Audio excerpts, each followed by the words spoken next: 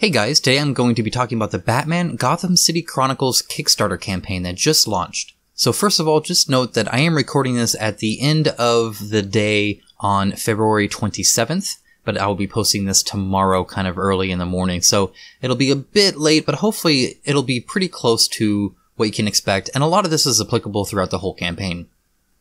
First of all, the funding level. So just to let you guys know, this campaign hit $1 million in an hour.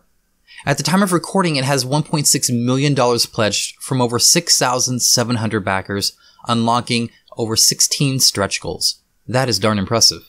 Speaking of stretch goals, they have added 26 miniatures to the core game.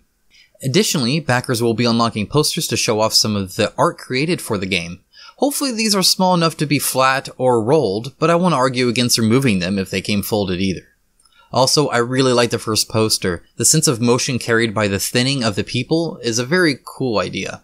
Lastly, as is common and wonderful nowadays, cardboard tokens are being replaced by plastic miniatures as stretch goals. Okay, so let's talk a bit about the campaign as a whole.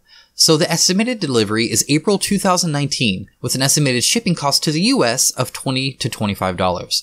The base pledge is $140, and that gives you the base game of a heroes box, a villains box, and the rulebook, plus stretch goals. There are 31 unique sculpts in the core game, and there are 107 total miniatures in the core game, including stretch goals, so far. There will be more. There are also 20 scenarios.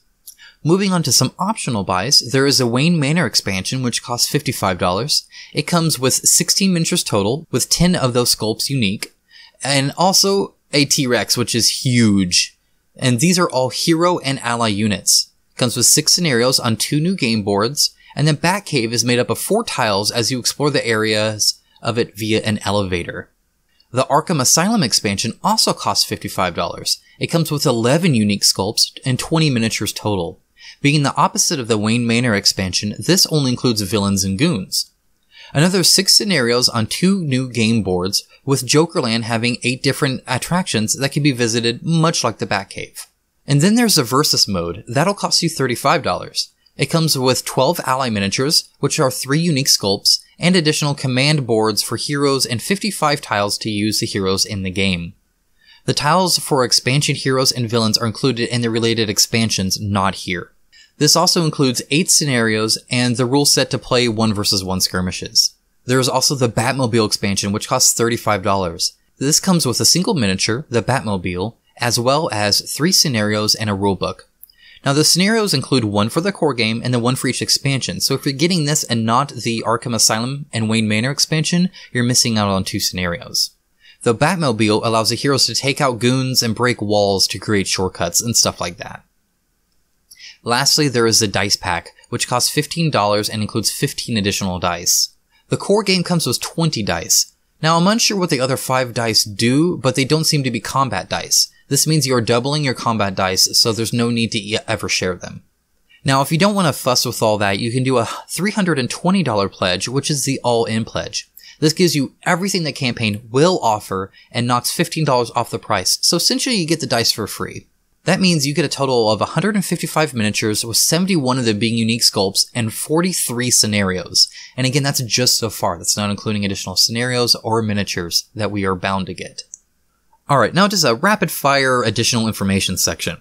Every unit is unique, from how Damian Wayne is a jack of all trades with high values for cube allocation, to Man-Bat's ability to fly around unhindered, to Talon's extra tiles so he can be activated more often, high recovery rate on him, and on and on. Every single unit is very unique and in an honestly surprising way. It is much more than just numbers and a couple of named skills for each miniature.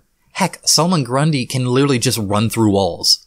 Also note that allies are not hero units and are used in various scenarios, in a versus mode or by using the command skill. The 2-box core game has enough space to hold all stretch goals, and each one stores everything you need for heroes or villains respectively, easing both setup and teardown. The rulebook will be posted in the 2nd week of the campaign. However, there is an early draft that has already been posted on Monolith's forums, so you can check the description below to a link to that if you are interested.